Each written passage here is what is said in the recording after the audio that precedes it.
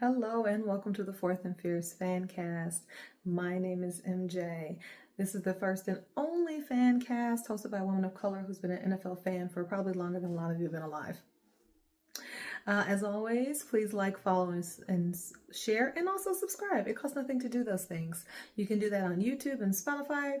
Also, if you want to talk football with me, or if you want to give critiques about the show, or comments or concerns or anything you want me to talk about, please feel free to reach out to me at fourthandfierce@gmail.com. That's the number 4, THANDFIERCE@gmail.com. And we got football. We got real football to talk about. Let's jump right on into it. So the very first play of the 2025 NFL season on Thursday night, Philadelphia Eagles and the Dallas Cowboys, Jalen Carter gets ejected for spitting on Dak Prescott. Now, was he provoked?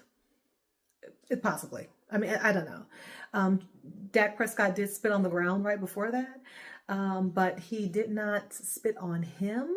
And then when you looked up, he kind of like spit on, he literally spit on him. Now, me personally, that is just gross. If you spit on me, you better be ready to fight, because I don't play that. To spit on a grown man that's wild. I mean, but in any event, he was ejected from the game, and that's kind of what that was. So it is what it is. But we're going to dive into that game. Eagles look good. They did. They looked good. But Dallas had every opportunity to win that game, because they did. I mean, did the Eagles win? Yes. Did the Eagles look good doing that? They did. However, they didn't look as good as I think Dallas fans have something to be hopeful for. If we can get CD to stop dropping the passes, because that was crazy. CD usually has pretty sure hands. So the fact that he dropped all those passes was a little odd, right? Or am I the only one that kind of like noticed that? That was weird. I didn't expect that from CD. And you don't, because he's a very good player. All that being said, they only beat the Cowboys by 4 points. So, I mean, I'm just saying the Cowboys didn't look awful, even with the loss of Micah Parsons. They still look pretty good. Dak had a good game. He had a good game. You know, I'm not going to sit here and say he didn't. Also, we have the Eagles. Again, both these teams look good. This division looks like it's going to be it looks pretty good. I mean, it's only week 1, so let's all not jump off a cliff. But both teams look great. People thought that the loss of Micah Parsons would be just like detrimental to the Dallas Cowboys. I don't think it was, because like I said, they were right in it. CD dropped those passes. It was just kind of, all I've been seeing is people mad about their parlay tickets between him and Joe Burrow, but I'll get to Joe Burrow later. But yeah, CD and dropping those passes did kind of, I think that would have been a difference maker. I think if he had caught at least one of them, the team would have got a little bit more momentum, and they could have potentially beaten the Eagles. But, you know, the Eagles still look like a well-oiled machine, even though I believe they have a new offensive coordinator. It looked really good.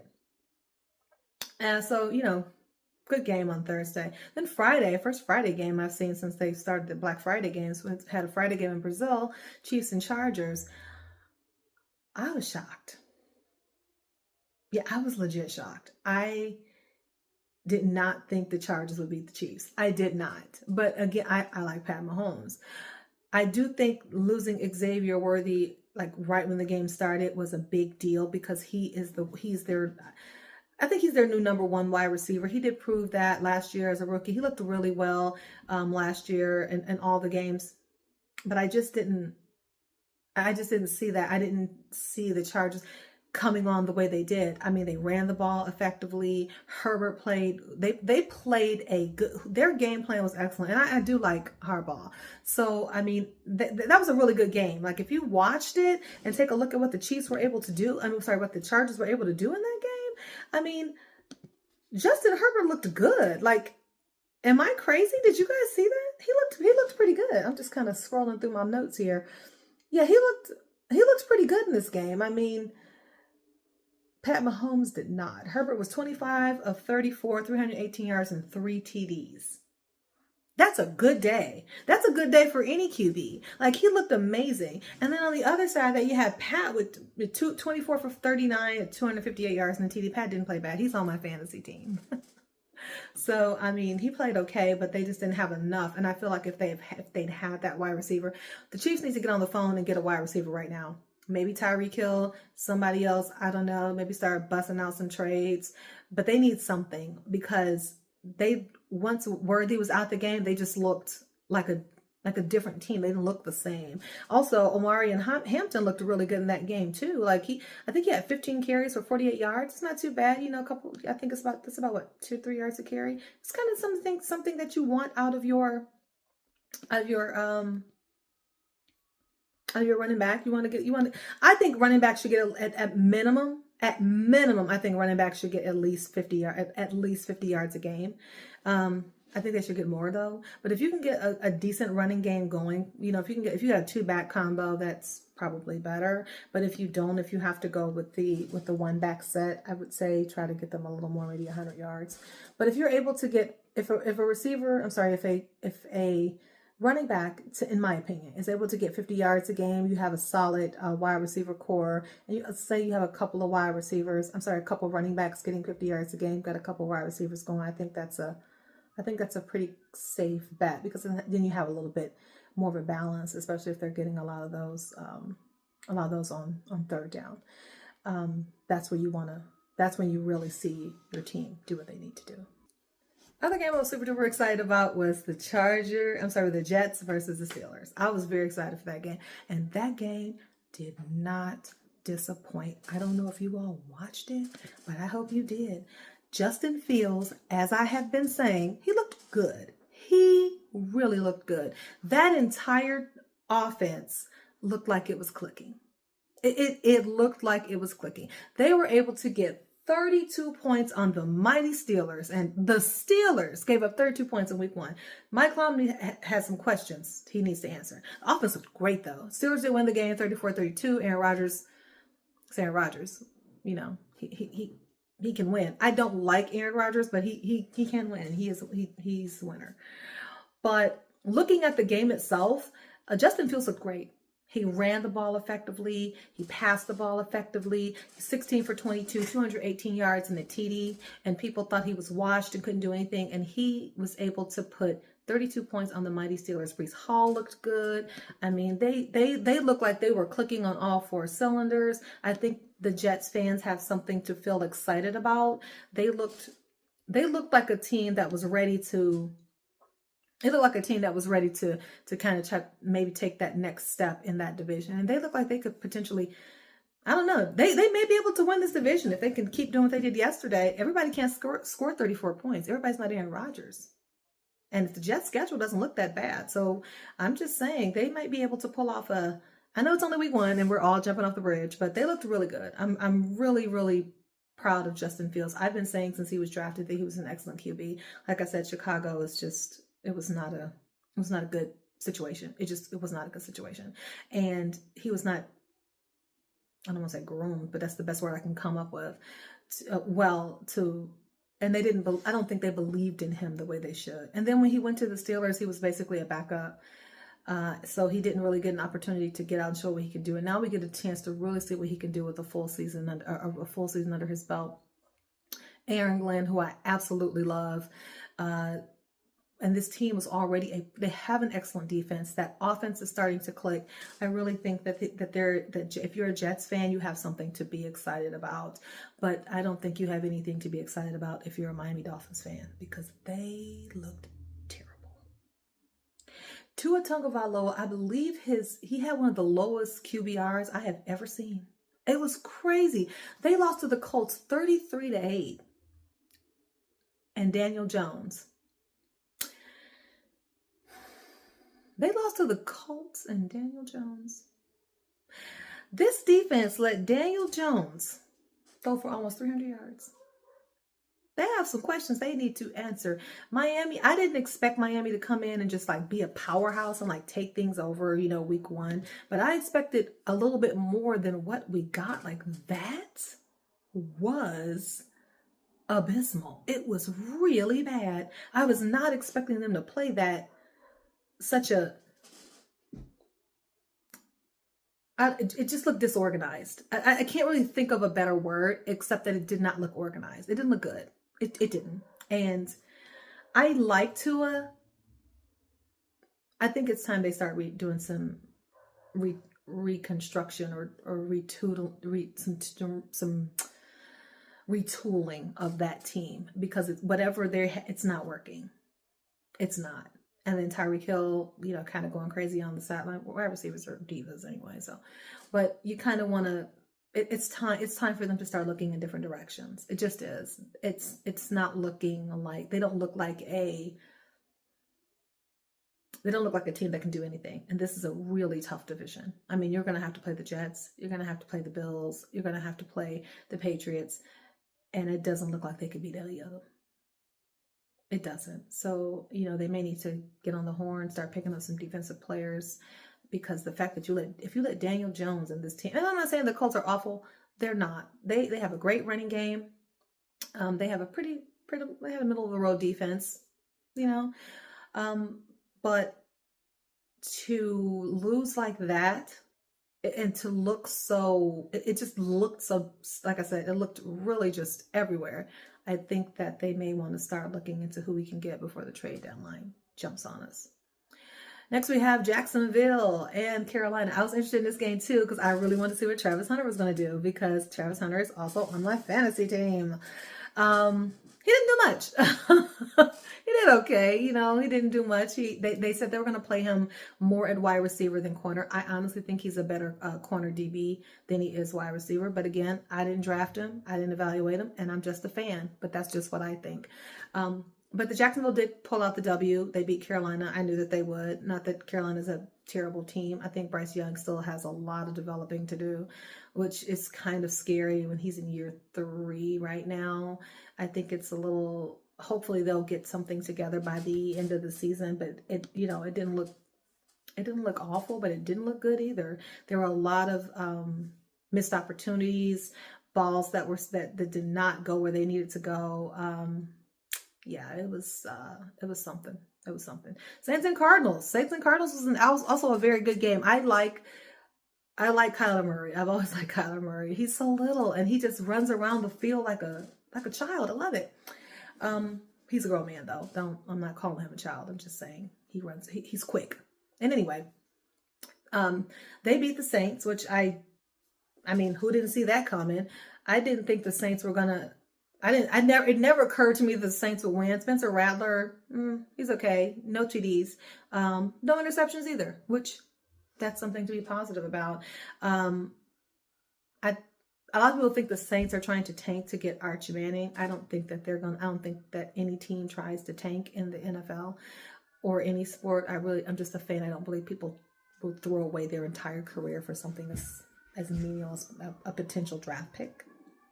But I do think that they have some things they need to work on. It was a good game. I mean, there was nothing that really stood out to me. Marvin Harrison Jr. caught some great passes, but it's Marvin Harrison Jr. Like, did you think he wasn't? I mean, next we're going to do Giants and Commanders. Now, I knew the Commanders would win. I mean, I did. We all did. I didn't think the Giants would look that bad, and I feel like Russ is going to be pulled probably before the 4th game of the season. He may be pulled as early as the 3rd game. And I like Russell Wilson. I don't think he was a bad QB in his time, especially in Seattle. I think he did really good. I think he did okay in Denver. I mean, mediocre at best in Pittsburgh. But I think that it's time for them to move on to Jackson Dart. I mean, I think that he'll be starting probably in no time. I think he'll be starting as early as, but I think he'll be starting before the month of October. If they lose this next game, it's over.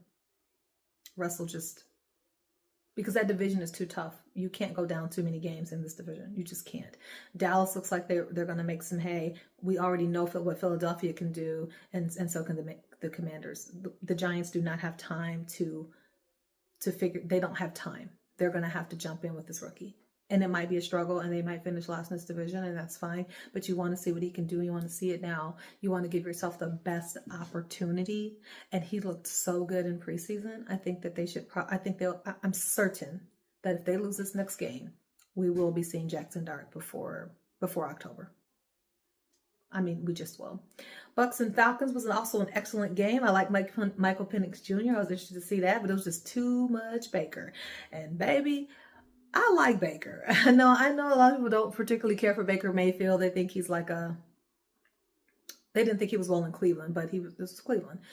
I knew that Baker had a lot of potential, a lot of talent, and Cleveland is known for ruining quarterbacks. It is. That's what I know them for. I remember Tim Couch. I remember Bernie Kosar from back in the day. Bernie was good, but he also had a good team. I think that they don't. I don't know if they develop their quarterbacks properly. I don't know what it is, but they have and that's coming from me. I'm a Lions fan, and I'll get to us in a minute. I'll get to us in a minute. But anyway, in any event, I knew the Bucks would pull that one out. They looked good. Baker looks like Baker. They are the two-time defending champion of this division, I think. Yeah, I think they are. Yeah, the two-time defending, or maybe more. But this division is always a toss-up. I don't think it is this year. I really think that the Bucks will probably finish ahead in this division. Just after, and I know it's only one game.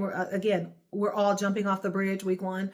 But I think that they looked good. They looked cohesive. They look like the best unit in that division so far. So far, like I said, it's week one. But I do like the Bucks. I think they looked good, and I didn't dislike the Falcons' game plan. I think Michael Penix Jr. is really going to come into his own at some point. He looked a little uncomfortable at times in the pocket. He looked a little nervous. These things are to be expected. These are things that he can clean up. You know what I mean? So I think that team will probably, I think Atlanta will be okay. I mean, they barely lost. It was 20-23.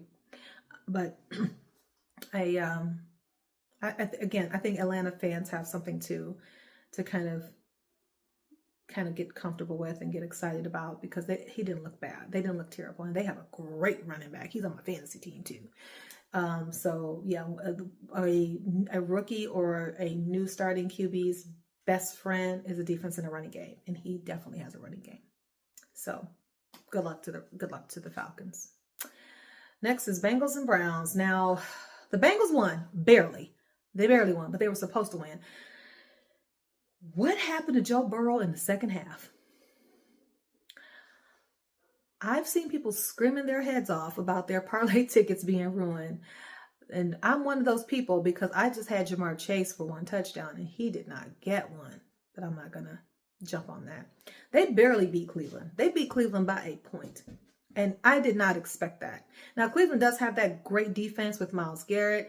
And they did. And you know what was weird is that the Cincinnati defense was getting a little bit of pressure on, but it was Joe Flacco.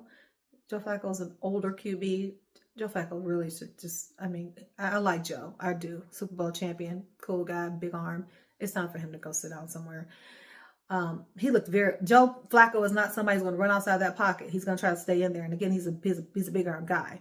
But they got some pressure on him. He did look a little bit uncomfortable in the pocket at times. So I'm a little interested to see how long he's going to start before they go to Dylan Gabriel or Shedeur Sanders. But I guess they could be, I don't know if they could be hopeful or not, because they only scored 16 points against an abysmal defense in Cincinnati. But Cincinnati came up with a dub. But I don't know what happened to Joe Burrow in the second half. It was weird. It was weird. It was just weird. I'm sorry, guys. Little Sauvignon Blanc. A little parched. Next, we're going to talk about the Raiders and the Patriots. This game was uneventful, in my opinion. I remember very little about it. I know that Pete Carroll is the oldest coach to win a game since Belichick. I think Belichick was the oldest coach prior. But was the oldest coach to win a game in the NFL. They won 20-13. This game was pretty uneventful. Like I said, I wasn't really too interested in this game. It was all right. You had Geno Smith. He looked good. He had the quarterback comparison was pretty even between Drake May and Geno Smith. It was a good game. I liked it. I thought it was a good game, but it wasn't like, nothing memorable stood out to me about that game other than the score and Pete Carroll being the oldest coach to win an NFL game. We have Seahawks and Niners, again, uneventful. The Niners won the game, but they don't look good. I said what I said. They don't look good. I know they're in a rebuild. Brock Purdy, 25 for 20, 26 for 35, 277 yards, 2 TDs, 2 INTs. Sam Darnold was 16 and 23 for 150 yards. Now listen, I'm not gonna get too deep into this. But I told you all Sam Darnold was not, well, you guys, not too much since I just started this podcast, but I told you Sam Darnold is not, he's not the guy. He isn't. Because if he was the guy, he would have been a starter somewhere already and kept his job. And he's been a journeyman. And there are some great journeyman quarterbacks. Fitzpatrick comes to mind. There are some great journeyman quarterbacks, but he's not the guy. He isn't. They looked okay. But, I mean, he has Cooper Kupp. Cooper Kupp's on my fantasy team too. I named my team after him. I always have these fancy names for my team. So I had one team that when Pat Mahomes was my QB, which he is again this year. One of my teams was called When My Homies Call, and it was spelled like my homies. I had a team where Drew Brees was my quarterback, and my team was Breezy Like Sunday Morning. Well, Cooper Kupp is now one of my wide receivers on my team, so I named my team My Cup Runneth Over. I like doing that. I'm fun. Okay. But in any event, San Francisco did not look good. It looks like, again, they're in some sort of rebuild. I'm just looking at my notes. McCaffrey, 22 carries for 69 yards. Not bad. You expect, like I said, if you can get 50 yards as a running back and you have a good wide receiver, quarterback, I think that's not bad. I don't think that's too terrible. In my opinion, you really want your running backs to get like 100 or more yards, but if you can get 50, especially if you have two running backs, 50-50, I'll take it. You can get a win. You can win that way, especially if you're doing a lot of third downs and goal line stances or whatever. But I'm not going to jump off the bridge into that too much. But anyways, 49ers did win that game. They did not look too good doing it. I don't know. This division does look a little odd. You have Seattle, who you don't know what they're going to be with Sam Darnold. You have the Rams with Matt Stafford, and I'll get to that game soon. And you have Arizona. So this is kind of a toss-up. They can still easily win this division, but again, we're all jumping off the bridge. I'm gonna have to name this jumping off the bridge because that's all I've really said this entire game. Titans and Broncos. Titans lose 12-20. So our rookie Cam Ward did not look bad. I don't think he looked bad. He was 12 for 28 for 112 yards. This is his first NFL start, and he played a very good Denver defense. And let me tell you something. I've never played football, so I don't judge it. I don't judge people like that. And then looking at everything that, at least from what I saw with Tennessee, I think that Cam Ward he'll be okay. I mean, he didn't look too bad. That Denver defense is something, and he didn't throw any INTs. He struggled a little bit. He's a rookie. I think he'll be okay. Bo Nix played a really good game. He threw 2 INTs. And I don't really know if that was him or if that was the secondary of Tennessee. And if Tennessee if their defense comes on board for Tennessee, the way that they have before, I think that they could. It'll help Cam Ward. It really will. It'll help him tremendously. 2 things I know that help a rookie, or like I said, a newer quarterback or a rookie, is a running game and defense. Those 2 things are your best friends. And I think that Cam will be okay. I'm interested to watch his development over the course of the next few games. Lions and Packers. I'm trying not to cuss because my new grandson is here and I don't want to use cuss words around the baby. But for real, like I really want to say a lot of them. What happened? Okay. Packers look good. Packers always looked good. But in my opinion, we always look better. We did not look cohesive. We looked like a team that was just trying to figure it out. And this is why we have preseason. Like I don't know what it looked. Jared Goff he looked like he was trying to get it together. The passes didn't look like, he looked like the pressure got to him, which never really was a thing, especially last season. I mean, some of those balls were just sailing. It just looked it didn't look like the Lions of last year. And I don't know if that was I don't know if that's due to the I can't talk today, due to Ben Johnson no longer being the offensive coordinator and them having to acclimate to the new offensive coordinator, or if it was just that Packer defense was that good. I don't know. Like I said, I still have faith in my team. I had faith in this team when they were 0-16. And I love my team. I love the Lions. If you all could see the rest of this, you would think I was a maniac. I love the Detroit Lions. And I think that they'll figure this out. They're going to have to. They didn't get blowout by any stretch of the imagination. It was 27-13, but they did not look good in that game. And I really think I think Dan Campbell's going to light a fire under the guys. And I think this loss was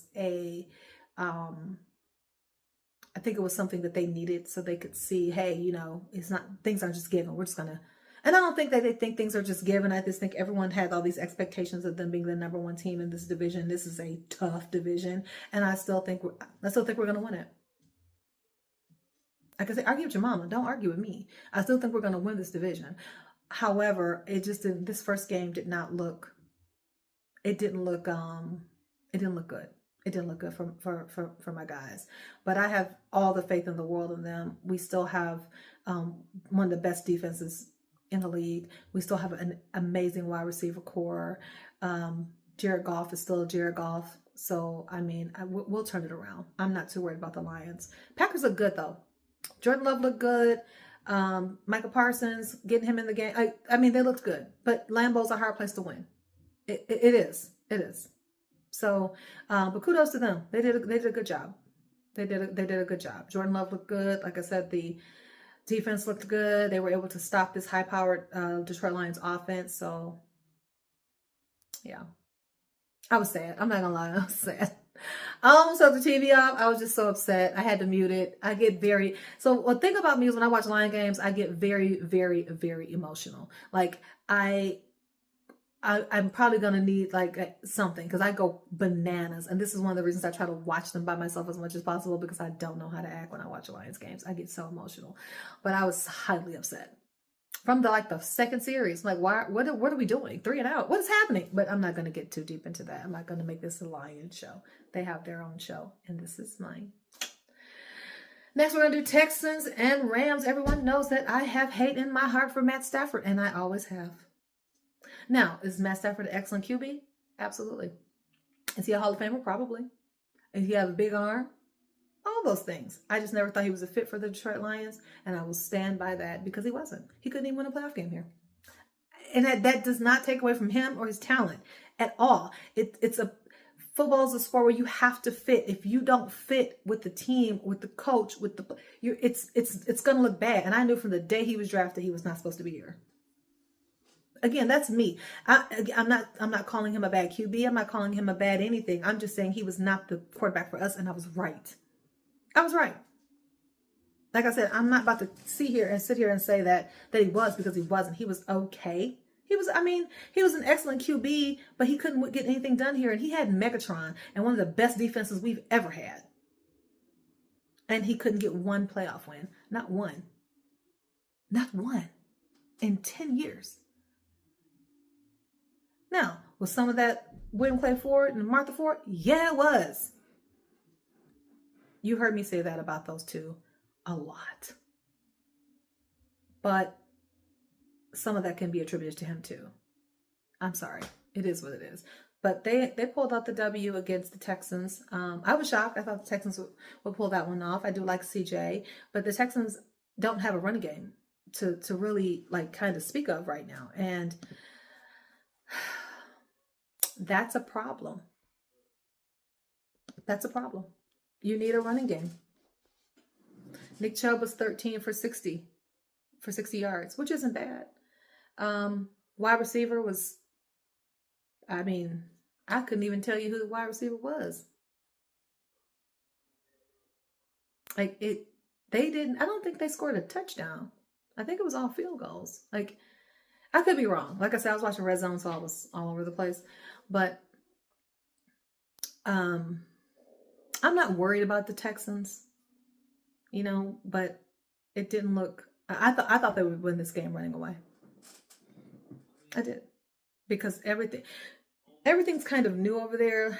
Getting rid of Cup was not a bad idea. I don't think Cooper Cup wanted to be there much longer, and I don't think they were going to keep him, especially when they have Puka, who is dynamite. He was 10 receptions, 130 yards. Oh, Puka. You know what I mean? He had a great game. Matt Stafford, again, I don't like him. We all know this, but he has an arm. He has a big arm. He can sling that sucker. And when you have a wide receiver like Puka Nacua who can stretch the field, and not only that, he gets great yak. Do that. Do that. And just looking at the game, CJ looked dejected at the end. At the end, CJ looked a little dejected, and I was hurt for him. But I think that they'll get it together. They'll like I said, it's week 1. They'll figure these things out.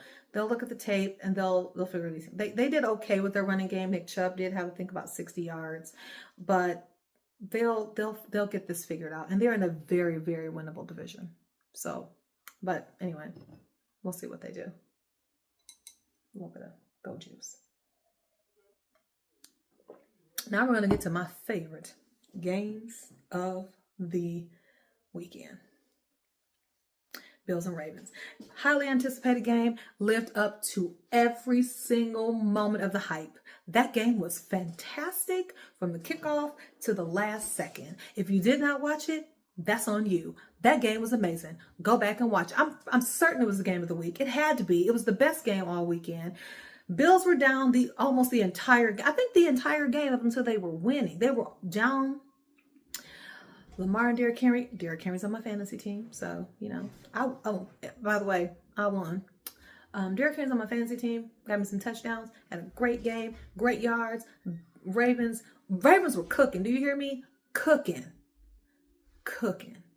Then all of a sudden, all it took was one mistake, one fumble. They were right back in it. They let them march down.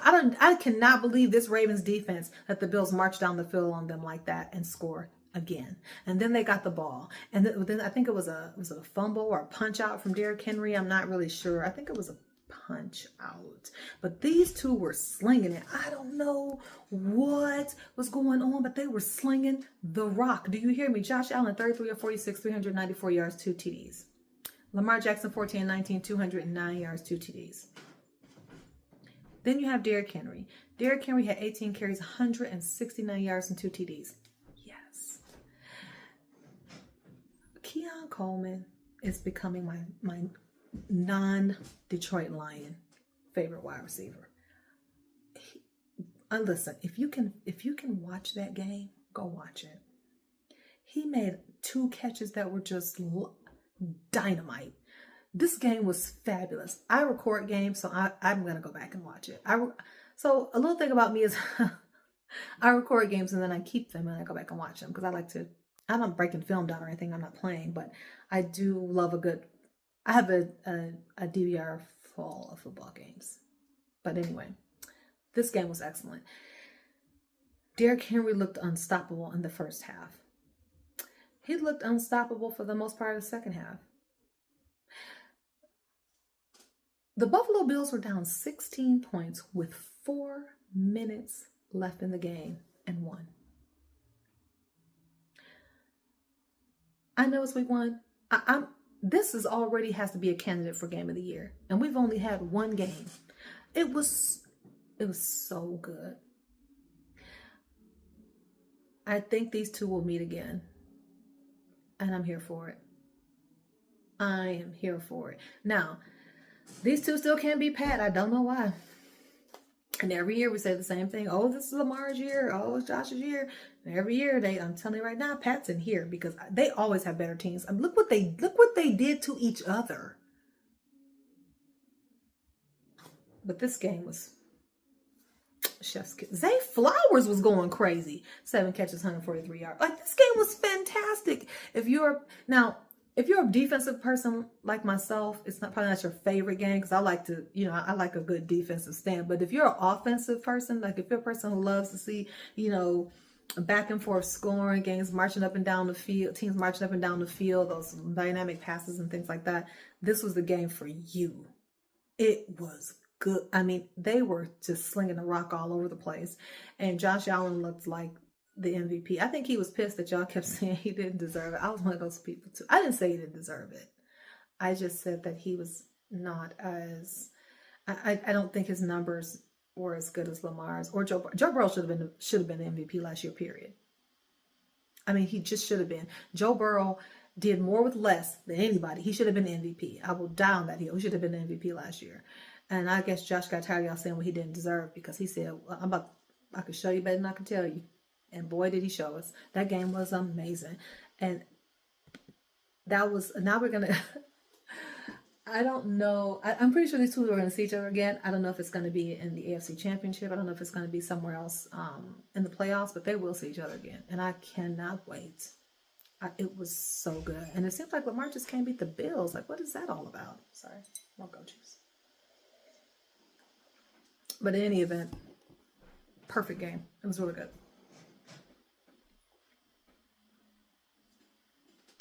I'm just saying it was an excellent game. Bears and Vikings. I was looking forward to this too because, as I said, I'm a Michigan girly, and I wanted to see what JJ can do. JJ looked good and got the W. I have to jump into something a little bit here too. I don't like Ben Johnson. Let me tell you why. It just bothers me that he went right down the street to Chicago. It bugs me. And it also brings to mind some of those plays that were called in that last game we had against Washington. Like the play calling was just, it was upsetting. Because I'm like, what are we doing? That's not how Ben Johnson, that's not what Ben does. So yeah, I was kind of rooting for the Vikings for that reason. And boy, they looked great. JJ looked good. And again, this is what I meant when I said about Sam Darnold. I don't think Sam Darnold is a terrible quarterback. There are definitely worse quarterbacks I've seen. I mean, there are. But it was more that this offensive machine that they have, that offensive line they have, the Jefferson, that good defense, things like that they have in Minnesota, that is the difference maker. And I think having a young gunslinging quarterback like JJ, who can move, who has the arms, I think that is a better fit for them. And I think that well-oiled machine kind of masks some of the things with Sam Darnold that will probably enhance with JJ. This might be the team. This may be the team to beat in this division besides Detroit, because I'm going to keep saying Detroit because I'm a Detroit Lions fan. But this has got to be, other than the NFC East, one of the most competitive divisions in the league. It just is. Because all of these teams can really get down to it if they need to. Because Chicago did really score. We scored the least amount of points. I'm not going to get mad. I'm not. Not today. I'll pick it. I'm not today. Not yet. But I think the Vikings I think they're cooking. I said that. To me, this is JJ's rookie year because he didn't get to play last year. It's Caleb's second year. I hope Caleb. I like Caleb. I do. I think he's a good QB. I don't think he played terribly last year. I don't think a lot of those losses I don't think they were all his fault. He played really hard, really was. He's very athletic. I